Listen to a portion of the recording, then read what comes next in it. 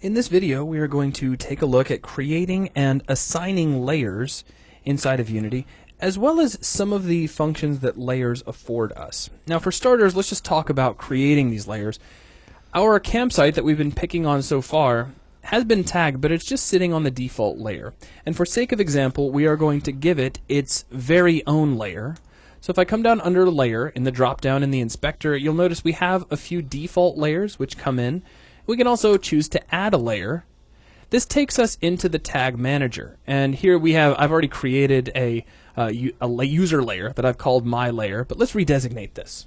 I'm going to call this the campsite layer, like so.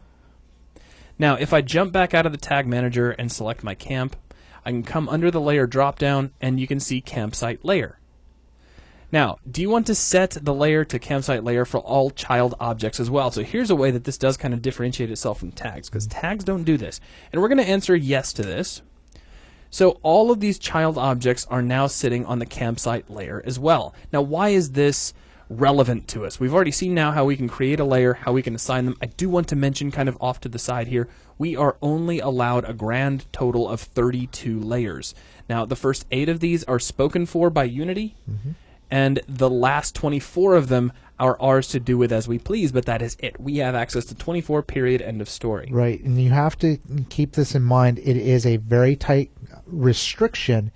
So when you're designing your layers, and once you understand what layers afford you, you have to be very careful in how you allocate the layers, because once you run out, you don't get any more. That's right. Now, over here in the editor itself, we have a layers drop-down. Now we can use this for general visibility here inside the editor, so if I switch off campsite layer, everything inside that layer is no longer visible.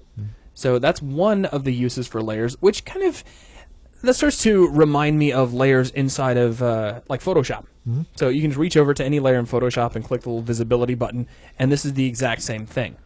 But there are other uses as well. For instance, if I was to come over here to my hierarchy panel and let's create a spotlight.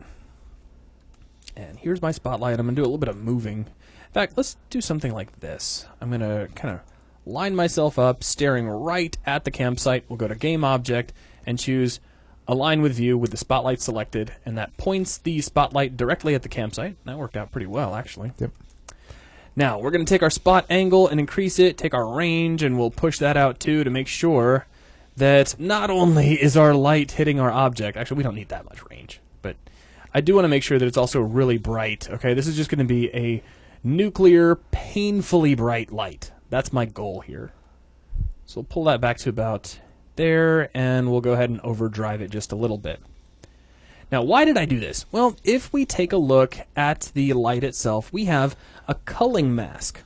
A culling mask is going to take a look at the layers in our scene and use those to determine what objects are and are not illuminated by this light.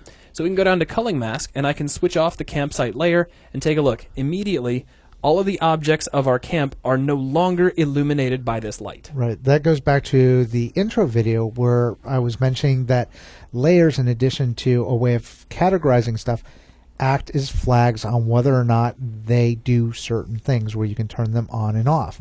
Visibility is one, lights is another. There's another one that you can demonstrate as well. If you go into Edit, go into Project Settings, and we go into Physics, and now we have Campsite Layer. So if we turn off the interaction between default and our campsite layer, and then we go to our first person controller and we make sure that they're a member of the default layer, which they are, right? And if you go ahead and play, we shouldn't be able to collide with any of those colliders we had in our campsite. And indeed, we're passing right through, even though there are physics colliders here on the benches and there's one on the tent, we now pass right through, because the physics system is using those layers to determine who should be able to interact with whom. Now, we can stop the playback. We can go back into our project settings, come back down under physics, and let's turn this back on, hit play one more time and see what happens. So now we've activated that interaction. So now we walk over to the bench, and thump, we can actually feel that. If we try to walk through the tent, thump, we actually feel that as well. There's a lot of power inside of layers.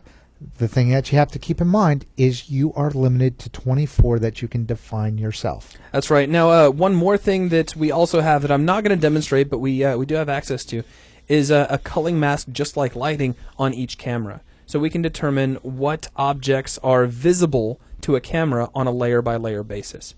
So that is a look at us creating and assigning layers, as well as some of the important functionality that comes with layers. Very important concept to be aware of. That is going to wrap things up for this video. Thank you very much for watching.